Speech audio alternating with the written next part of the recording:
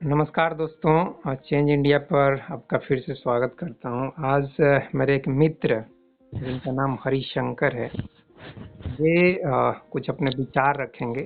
चलिए हम दोनों अ, एक कहावत आपने सुना होगा कि जाके पैर न फटी वेवाई हो क्या जाने पीर पर आई। तो जनरली बहुत सारे आज के गुरु बाबा विचारक इस तरह के बड़ी-बड़ी आदर्शवादी बातें करते हैं, ऊंचाई की बातें, अच्छाई, नैतिकता की बातें करते हैं, लेकिन वो डाउन टू अर्थ नहीं होता है।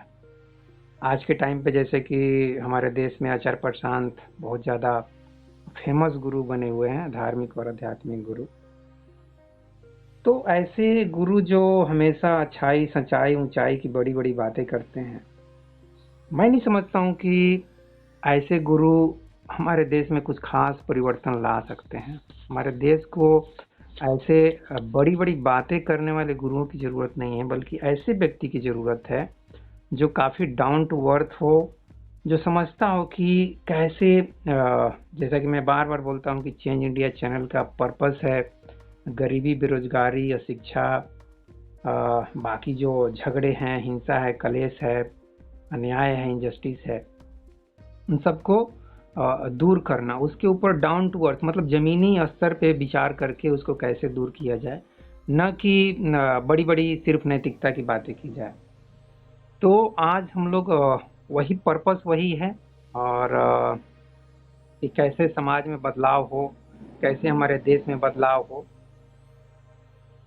जो हमारे जीवन का उद्देश्य होना चाहिए क्योंकि हम सभी मिलकर अगर इसके लिए हम प्रयास करें, हम सभी अपने जीवन का ऐसा उद्देश्य बना लें, खासकर जो अ, अमीर लोग नहीं हैं, मतलब गरीब लोग हैं, वही जाके पैर न फटी बेवाई हो क्या जाने पीर पर आई। तो जो इन समस्याओं को झेल रहे हैं, वे अगर खुले दिल से अपने मन की बात रखें, तो हम बेहतर बदलाव ला सकते हैं। आपका क्या विचार है रविशंकर जी? आप अपना विचार रखिए।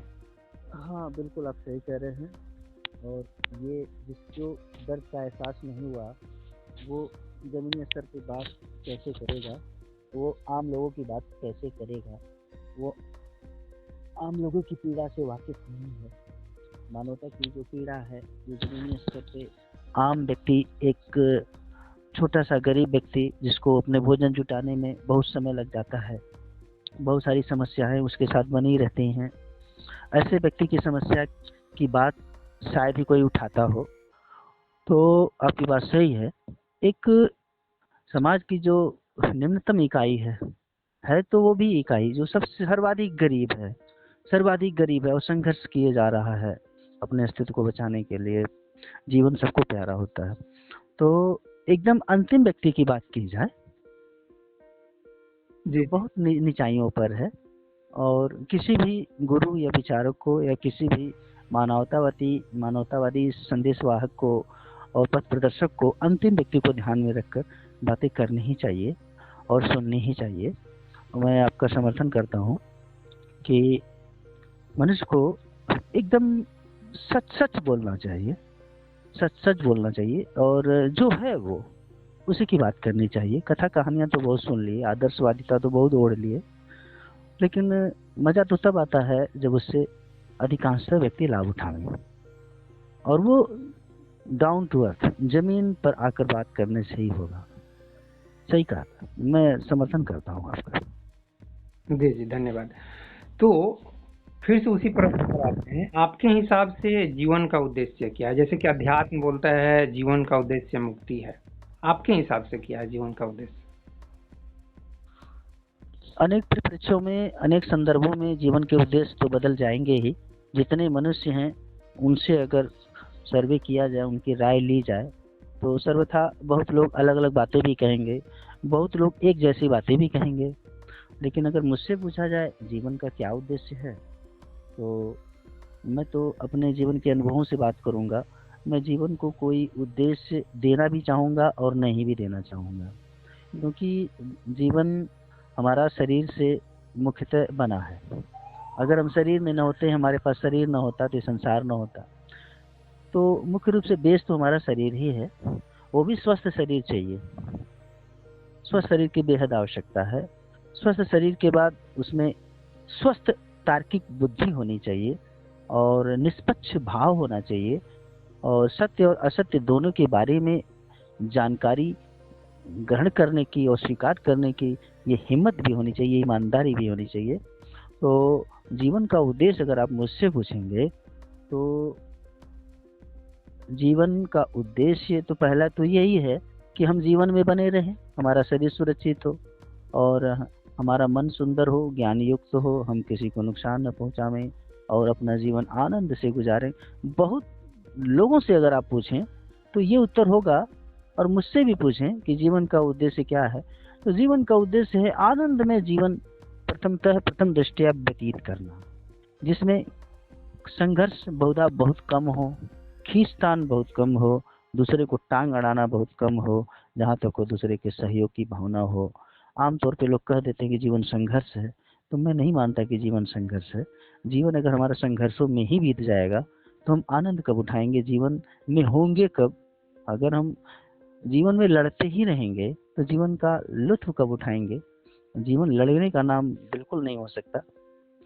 लड़ना न कहा जाए, संघर्ष न कहा जाए, आवश्यक परिश्रम कहा जाए, आवश्यक होशपूर्ण ढंग से उपयुक्त और आवश्यक कर्म कहा जाए, जिसके जीवन में होता है। जिसके जीवन में अति नहीं होती है वो जीवन जी लेता है, जिसको भगवान बुद्ध कहते हैं सम्यक जीविका। जीविका को अगर ले लिया है, सम्यक दृष्टि, सम्यक भाषण, सम्यक, इस तरह से उन्होंने सम्यक लगाया है प्रत्येक चीजों में।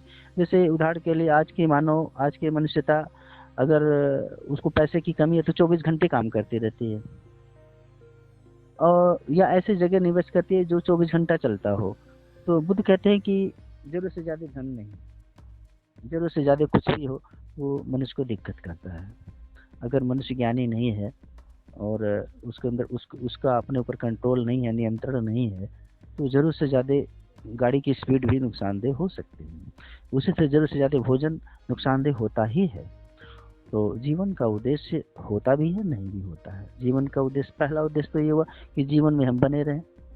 किसी के दो पैर दो हाथ कट गए हों, उनसे आप पूछें कि सर जी आप इतना कष्ट भोग रहे हैं, जीवन को समाप्ति क्यों नहीं कर देते, मौत को गले ही क्यों नहीं लगा लेते? लेकिन देखिए जीवन की महत्ता, जीवन का स्वाद। वो उसके पास 2 हाथ नहीं है, 2 पैर नहीं, कहता नहीं मैं जीवन में रहना चाहता हूँ। तो बहुत सारे विचारकों ने कहा कि जीवन में क्यों रहना चाहते हैं, तो बाद में पता चला सर्वे करने के बाद कि जीवन में लोग इसलिए रहना चाहते हैं कि जीवन अभिव्यक्ति का अवसर देता है। अभिव्यक्ति बहुत बड़ी चीज है, बिना अभिव्यक्ति के मानव नहीं रहता है। जब वो कुछ व्यक्त कर लेता है तो हल्का हो जाता है, चाहे वो प्रेम की अभिव्यक्ति हो, चाहे क्रोध एवं हिंसा की ही अभिव्यक्ति क्यों ना हो, वो अभिव्यक्त करते ही ठंडा हो जाता है। उसको वो बता देता है कि मैं ये हूँ। और समाज जिन व्यक्तियों को इग्नोर कर देता है, समाज जिन लोगों को नहीं सुनता है, या ये कहें कि जो व्यक्ति अपनी बात समाज में नहीं कह पाते, या तो उग्र हो जाते हैं या तो हीन भावना से ग्रसित हो जाते हैं। तो जीवन का उद्देश्य है जीवन में बने रहना। और दूसरी बात, जीवन का अगर बहुत अंदर तक उसका स्वभाव देखा जाए, जीवन का निजी स्वभाव देखा जाए, तो वो कोई उसका उद्देश्य नहीं है। जीवन का अपने आप में कोई उद्देश्य नहीं है, जीवन को हम उद्देश्य देते हैं। जी जी जी, बहुत अच्छा। जीवन का उद्देश्य जैसे कि कहा गया, बुद्धा का अपने नाम लिया, बुद्धा ने भी कहा है कि जीवन का उद्देश्य है ज्ञान प्राप्ति और मुक्ति। तो यहाँ ज्ञान प्राप्ति तो समझ में आता है, लेकिन ये मुक्ति का जो भाव है, जो आचार्य प्रशांत भी बहुत चिल्ला के सुनाते हैं कि जीवन का उद्देश्य है मुक्ति। तो ये मुक्ति से आपका क्या, क्योंकि अध्यात्म में मुक्ति की बात होती है, निर्वाण की बात होती है, मोक्ष की बात होती है। तो ये मुक्ति, निर्वाण, मोक्ष, इन सब से आपका क्या तात्पर्य है? मेरा व्यक्तिगत रूप से तात्पर्य पूछेंगे तो मैं बता पाऊंगा। मैं ये बताना चाहूंगा कि मैं अन्य लोगों से उलट मैंने अपने जीवन में जो अनुभव किया है, तो मुक्ति का जो संदर्भ है वो प्रत्येक व्यक्तियों के लिए अलग अलग हो सकता है। मुक्ति एक तो ये है कि मतलब आप अपने जीवन के कष्टों से मुक्ति पा जाएं और जीवन के असुविधाओं से मुक्ति पा जाएं, जीवन सुरक्षित चले और अपने बुरे आचरणों से मुक्ति पा जाएं जो हमको कष्ट देते हैं, जिनसे हम पीड़ित होते हैं, अपने दुखों के कारणों से मुक्ति पा जाएं। एक सीधे सीधा ये समझ में आता है। एक दूसरा मुक्ति कहानियों में जो हमको सुना दी गई है, मैं उसका समर्थन भी नहीं करता। उसमें सीधे सीधे ये कहा गया है, ये संसार आवागमन का चक्र है, इसमें काफी दुख होता है। इसमें उन्होंने भगवान बुद्ध की पहली शिक्षा का, पहली आर्य सत्य का उपयोग कर लिया है कि ये संसार दुख है, ये जीवन दुख है, ये दुख ही रहेगा। वो दूसरे आर्य सत्य पे नहीं जाते कि दुख का कारण है भाई, ऐसे नहीं दुख है संसार में। और सभी लोग संसार में दुखी नहीं है, दुखी वही हैं जो जिनका ध्यान दुख के कारणों पे नहीं है। तो मुक्ति की बात आई, मुक्ति को केंद्र में रख के बात करते हैं। मुक्ति अपनी मूर्खता से होनी चाहिए, ये हमारा विवेक कहता है। लाख ज्ञान हमको पिला दिया जाए, लाख ज्ञानी हम बन जाएं दूसरों के आधार पर, दूसरों की बातों को सुनकर, लाख हम स्टोर कर लें ज्ञान सूचनाएं, लेकिन हमारा विवेक, हमारा तर्क शक्ति, सत्य क्या है, हमारे लिए सत्य क्या है, और ऐसा सत्य जो सबके लिए सत्य हो, सबके लिए आनंदमय हो, उसका समर्थन करता है। तो मुक्ति इस संसार से नहीं होनी चाहिए, संसार बाधा नहीं है। और मुक्ति आवागमन से भी नहीं होनी चाहिए, ऐसी भी कोई बात नहीं कि अब आवागमन से मुक्त हो जाएंगे तो आपका दुख समाप्त हो जाएगा। तो भगवान बुद्ध ने जो बड़ी मार्के की बात कही कि दुख के कारणों से मुक्ति होनी चाहिए। दुख के कारणों से मुक्ति कब होगी? जब दुख के कारणों को आप जानेंगे और ये जानेंगे कि दुख के कारण कौन है। तो बहुत अध्ययन करेंगे तो आप पाएंगे कि आपके ही मूर्खतापूर्ण विचार, धारणाएं, मान्यताएं, परंपराएं और ये मिथक, ये कहानियां, ये खोपड़ी पे इतनी लदी हुई हैं कि इनको ही आदमी सत्य मानते हुए चलता है। इनसे मुक्ति तो हो ही नहीं पाती। मनुष्य मुक्ति की कहानियां सुन सुन के इतना परेशान है कि उसी से बंधन सारे निर्मित हो जा रहे हैं। अगर कोई व्यक्ति ये सोचे कि मुझे मुक्त होना है, मुझे मुक्त होना है, संसार से मुक्त होना है, शरीर से मुक्त होना है, दुखों से मुक्त होना, तो इसे ही पागल हो जाएगा। सीधे सीधे बुद्ध रास्ता बताते हैं कि दुख का कारण है, कारण का निवारण कर लो, अपनी मूर्खताओं से मुक्ति। मेरी समझ से ये हुआ। और जैसे कि कबीरदास ने एक कहा, आरके की बात है, आशा तृष्णा न मरी, मरी मरी गया शरीर। जो हमारे परिवार में, समाज में, रिश्ते नाते में जो माया मोह जिसको बोला गया है, जगत मिथ्या है, ब्रह्म सत्य है, ये है ना हमारा सनातन धर्म, हिंदू धर्म का एक ब्रह्म वाक्य या परम सत्य जिसको बोल सकते हैं। तो इस चीज को आप किस नजरिए से, क्योंकि मैं इसको ऐसे देखता हूँ कि जैसे हमारा ही अध्यात्म कहता है, अति सर्वत्र वर्ज्यते, अति की वर्जना होनी चाहिए। अति एक्सेस किसी भी चीज की गलत है, चाहे उसका रिजल्ट बुरा होगा, चाहे कोई भी चीज हो, चाहे वो आपका बहुत ज्यादा पत्नी से लगाव बोलिए, पति से लगाव बोलिए, चाहे पुत्र मोह बोलिए, चाहे माता पिता के प्रति अति जो है, चाहे पैसे से, पावर से, प्रेस्टीज से, नेम से, इन सबसे हमारे अंदर अति अगर मोह है, अति अगर अट्रैक्शन है, तो उसी को मैं माया मोह बोलता हूँ। मेरे हिसाब से सिंपल सा मतलब, जिसको कोई भी व्यक्ति समझ सकता है कि अच्छा। जी बिल्कुल अति सर्वत्र वर्ज्यते। और भगवान बुद्ध ने भी इसकी बात की है, अति न हो न न्यून हो। बिल्कुल, क्योंकि दोनों ही नुकसानदेह हैं। भोजन आप कम करेंगे तो भी कोई मतलब नहीं है, ज्यादा कर लेंगे तो बहुत बड़ा मतलब है, बहुत दिक्कत है फिर। हाँ, तो कहने का मतलब नेचर जो है, नेचर में भी अगर आप देखेंगे, वैज्ञानिक तरीके से ऑब्जर्व करेंगे तो मालूम पड़ेगा कि नेचर में सब कुछ बैलेंस वे में रहना चाहता है। जैसे हम एक एटम से भी बात करें तो एक इलेक्ट्रॉन सर्टेन डिस्टेंस में मूव करता है तो बैलेंस रहता है। अगर वो ज्यादा नजदीक भी जाएगा तो न्यूक्लियस में गिर जाएगा, बाहर भी जाएगा तो भाग जाएगा, कहीं एस्केप कर जाएगा। बिल्कुल इसी तरीके से हमारा सोलर सिस्टम है, उसी तरीके से हमारा बॉडी भी है, सब कुछ बैलेंस्ड वे में हो रहा है। सर से लेकर पैर तक जो भी हमारा नेचर का फंक्शन है शरीर में, बायोलॉजिकल फंक्शन हो, केमिकल फंक्शन हो, हर एक फंक्शन एक बैलेंस वे में होता है। बैलेंस में जी हाँ, तो हमारा नेचर चाहे साइंस हमको यही सिखाता है कि अगर हम सब कुछ बैलेंस में करते हैं तो उसमें कोई हानि नहीं है, और लाइफ को हम बहुत हेल्दी वे में, बहुत हैप्पी वे में जी सकते हैं। बिल्कुल निसंदेह, इसको कोई काट नहीं सकता या काटते हैं। बिल्कुल, हाँ, मैं समर्थन करता हूँ इसका। और बिल्कुल सही बात है जी। हाँ, लेकिन कुछ लोग जैसे कि इस चीज की बहुत ज्यादा मनाही करते हैं। चाहे वो मतलब जैसे कि आचार्य प्रशांत को ही देखेंगे, वो सीधे बच्चा पैदा करने से ही मना कर देते हैं। शादी करने से उनका 90% उनके वीडियो देखेंगे तो उसमें मनाही करेंगे। कहने का मतलब इतना ज्यादा अगर आप मनाही भी करते हैं, या पैसे के भी बारे में, जैसे कि वो उनका एक वीडियो मैंने काफी नेगेटिव कमेंट भी किया था। वो बोलते हैं कि जो ऑफिस जाता है वो अज्ञानी है, डरपोक है। तो भाई आप कहना क्या चाहते हो? मतलब कोई आम आदमी मतलब न रेलवे में काम करे, न बैंक में काम करे, न डिफेंस में, न कहीं हेल्थ में कहीं काम न करे, तो करे क्या? मतलब भागवत गीता लेके बैठ के पढ़े, वेद वेदांत लेके बैठ के पढ़ते रहे, या कुछ काम भी करना है?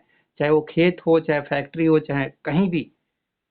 ये सब हम्म। जितने भी काम करने वाले लोग हैं, मतलब ये सब बेवकूफ हैं, सब अज्ञानी हैं, सब माया मोह में लिप्त हैं। और एक इस तरह के गुरु जो हैं, वही लोग सब ज्ञानी हैं। क्या बोलेंगे आप?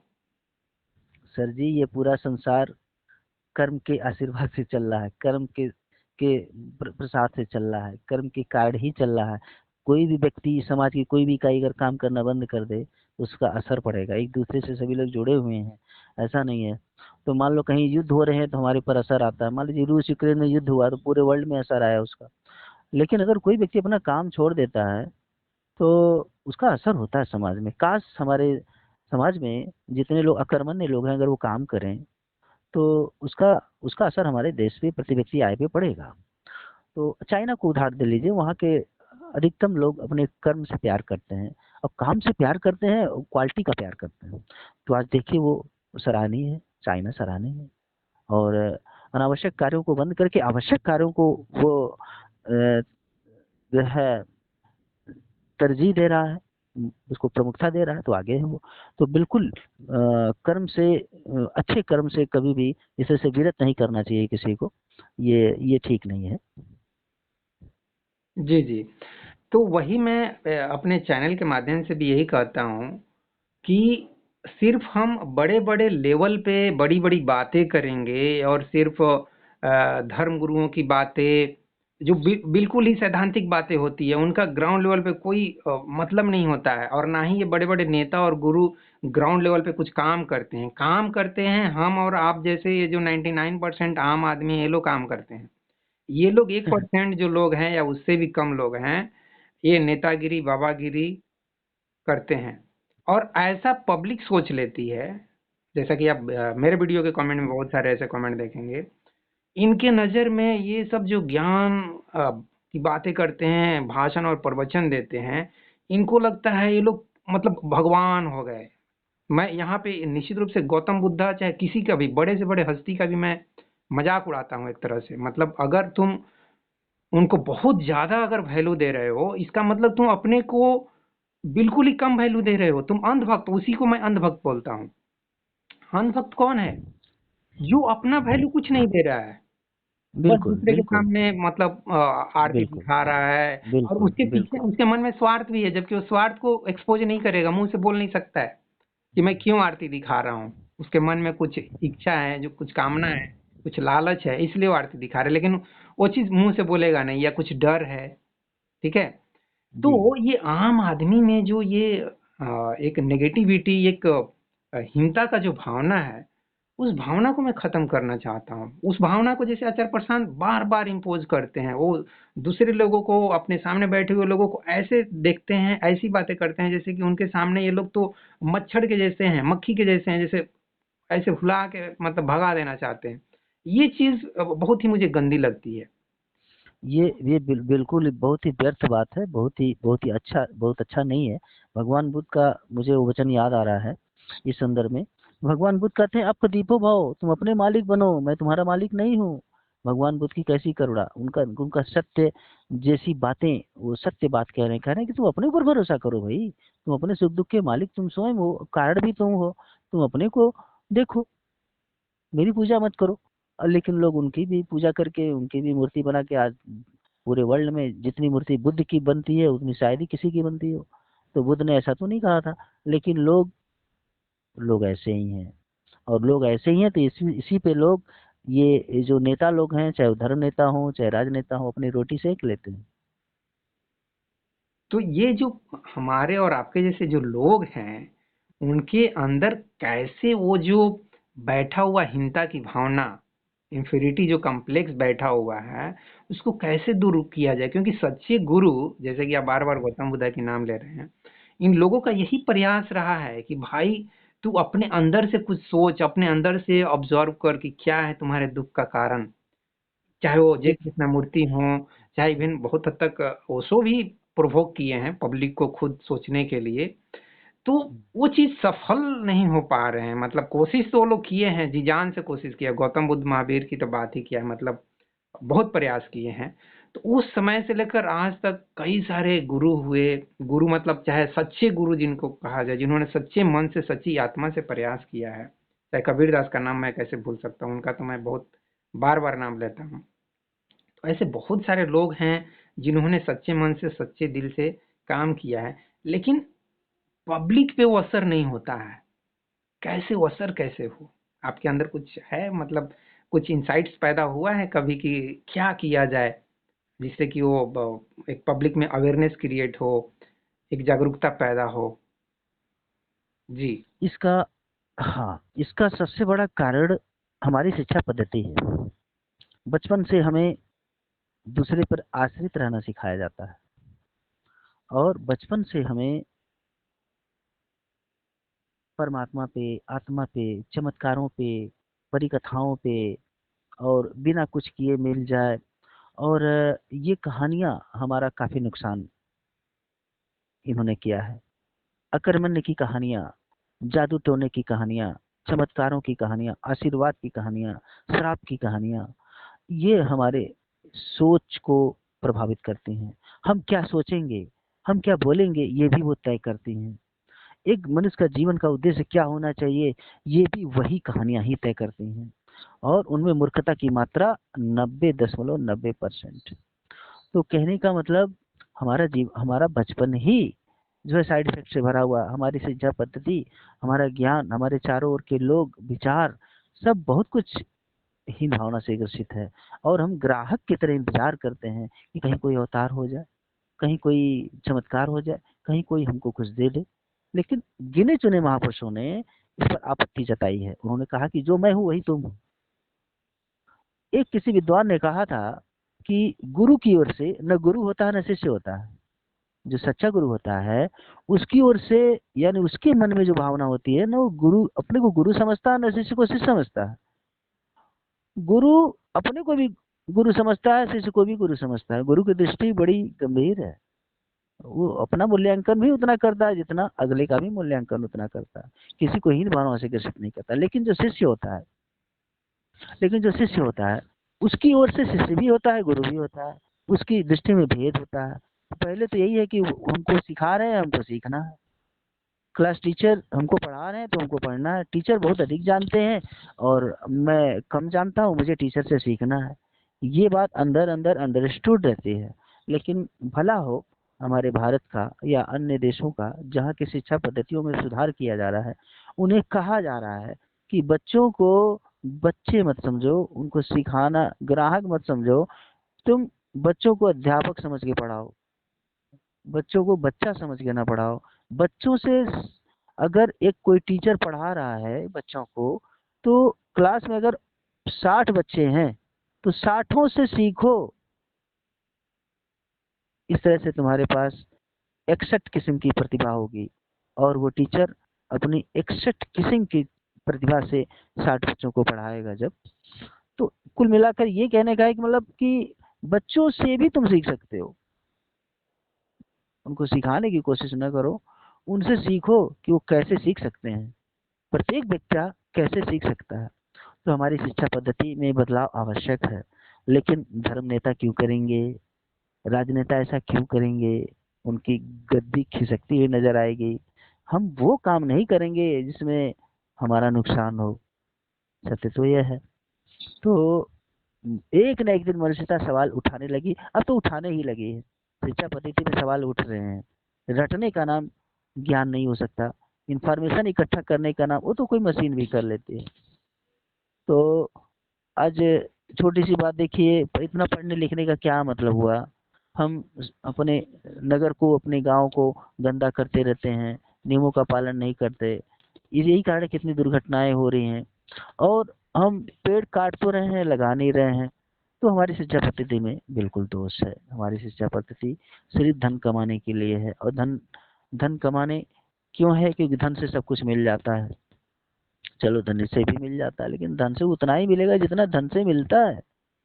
हर चीजें धन से नहीं मिल जाएंगी। तो हमारी शिक्षा पद्धति काफी दोषपूर्ण है। इसके लिए हम या तो डर जाते हैं, डर कर दब्बू हो जाते हैं, या तो इतने निडर हो जाएंगे कि समाज को काटने पीटने लगेंगे, या तो गुंडा ही हो जाएंगे, या तो भिखारी ही हो जाएंगे। ये अति कहीं पीछा नहीं छोड़ती। तो मेरा यही कहना है कि हमारी शिक्षा पद्धति में पर्याप्त दोष है, और इस कारण मनुष्य अपने ऊपर विश्वास नहीं कर पाता। लाख लोग चिल्लाते हो अपनी हो, अपने ऊपर भरोसा करो।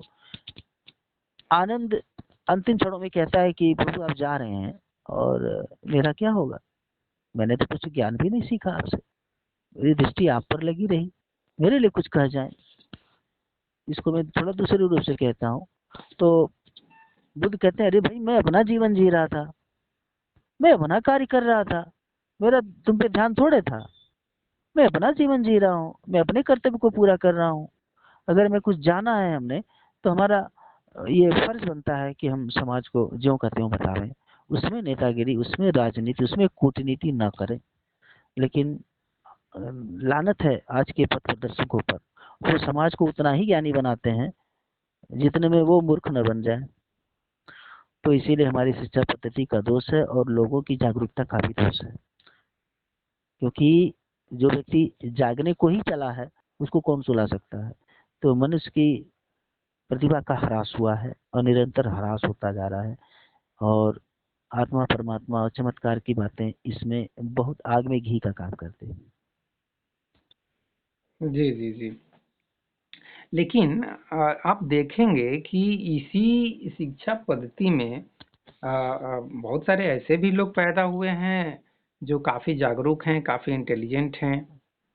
तो चक्कर क्या है? मतलब कुछ बच्चे ऐसे कैसे, मतलब बुद्धिमान, इतना जागरूक, इतना इंटेलिजेंट हो जा रहे, जबकि 90% या उससे भी थोड़े ज्यादा ही मान के चलिए, वो उनमें वो जागरूकता पैदा नहीं होती, क्योंकि शिक्षा वही है, गुरु वही है, क्लासरूम वही है। चाहे वो गांव हो चाहे शहर हो। गांव में मान लेते हैं कि कम बच्चे ऐसे निकलते हैं, लेकिन निकलते तो हैं। तो क्या ये, क्या चक्कर कहाँ है? क्या वो आत्मा और पूर्व जन्म वाला कुछ है क्या मैटर? है नहीं, तो क्यों नहीं। गाड़ी फंस रही है? इसमें इसमें प्रत्येक व्यक्तियों की तर्क शक्ति का स्पष्ट प्रभाव दिखता है। जो व्यक्ति जितना तार्किक होगा, जो बच्चा जितना तार्किक होगा, जितना स्वस्थ होगा, उतना स्वस्थ तर्क देगा। जो बच्चा जितना स्वस्थ होगा उतना तर्कयुक्त होगा, और जो बच्चा जितना तर्कयुक्त होगा उतना ही स्वस्थ होगा, उतना ही हिम्मती होगा। अगर हम तर्क देते हैं कि मैं हूँ, मुझे परमात्मा की आवश्यकता नहीं है, मैं अपना सारा कार्य खुद ही कर लेता हूँ, मुझे प्रार्थना करने की कोई आवश्यकता नहीं। जब मैं सारा कार्य अपना स्वयं ही कर लेता हूँ, मेरे पास हाथ है, पाँव है, बुद्धि है, मेरा ब्रेन काम कर रहा है, तो मैं प्रार्थना क्यों करूंगा? जो व्यक्ति कर रहा है, दिन भर मजदूरी कर रहा है, अपने कार्य को बखूबी ईमानदारी से कर रहा है और काम में आनंद ले रहा है, वो क्या प्रार्थना करेगा कि मालिक मैं आपसे प्रार्थना करता हूँ, कृपा करके मेरा मजदूरी दे देते? ऐसा नहीं कहेगा। वो कहेगा मालिक मेरा कार्य समाप्त हुआ और मुझे मजदूरी दें, मैं अपने घर जाऊं। वो मजदूरी मांगेगा, अपने अधिकार को मांगेगा। तो प्रत्येक व्यक्ति की समझ अलग अलग है। जो जितना तार्किक होगा उतना ही बुद्धिमान होगा। सत्य तर्कों से मिलता है, विश्वास से नहीं। लेकिन ग्रंथ, पुराण, वेद इत्यादि धार्मिक चीजें, धार्मिक लोग, पथ दर्शक समझाए जाते हैं कि विश्वास कर लो, समर्पण कर लो, श्रद्धा कर लो, तो परमात्मा मिलेगा, तो सत्य जानोगे। नहीं, अगर ऐसा ही होता तो कोई खोज नहीं होती इस धरती पे, हमारा जीवन इतना आसान नहीं होता। एक एक चीजों पे लोगों ने कितनी मेहनत की है, आज हमारा जीवन इतना आसान है। आज हम प्रकाश में रह रहे हैं, अंधेरे में, अंधेरे की कोई बात ही नहीं। आज हम कोई हमको रोग हो जाता तो हम स्वस्थ हो जाते हैं, 2 रुपए की दवा लेते हैं, एंटीबायोटिक, हम स्वस्थ हो जाते हैं। एक समय था कि लोग मलेरिया से मर मर जाते थे, छोटे से कीटाणु से लोग मर जाते थे, फाइलेरिया से मर जाते थे, हाँ, चेचक से मर जाते थे। आज मनुष्य ने अपनी तर्क शक्ति का उपयोग किया और उसका एंटी बनाया, अपनी बुद्धि को चरम पे पहुंचाया। परमात्मा का इससे कोई सवाल ही नहीं है। साइंस है, विज्ञान है, विशिष्ट ज्ञान है, पर्याप्त है। अब परमात्मा को कोई व्यक्ति समझ ले, कोई संज्ञा दे दे, ये परमात्मा ऐसे बैठा है, हमारी इच्छाओं को पूर्ण करेगा, उसके अगल बगल कुछ लोग बैठे हैं, उसके अनुसार वो नोट करेंगे कि कौन अच्छा कार्य कर रहा है, कौन बुरा कार्य कर रहा है। बेहूदी बातें। जी जी जी। तो हरिशंकर जी, हम लोग बहुत अच्छे से चर्चा की इस विषय पर, और अंत में आप क्या मैसेज, क्योंकि मेरा मैसेज बहुत सिंपल रहता है कि जितना ज़्यादा हम डाउन टू अर्थ होके अपने प्रॉब्लम्स के बारे में सोचेंगे, कैसे उसको दूर करने का उपाय क्या क्या है, उन उपायों के बारे में, जैसे कि गौतम बुद्ध की आपने बात की है कि कारण पे ध्यान देना है। सिर्फ दुख दुख दुख है, और दुख हमारा चमत्कार से दूर हो जाए, परमात्मा से दूर हो जाए, भाग किस्मत में लिखा है तो चुपचाप से स्वीकार कर लें, ये सब सब कुछ अंधविश्वास है। जैसे कि गौतम बुद्ध ने 2500 साल पहले इन सब चीज़ों को बताया है, समझाया है लोगों को। लेकिन दुख की बात यही है कि लोगों पर वो असर हुआ नहीं है।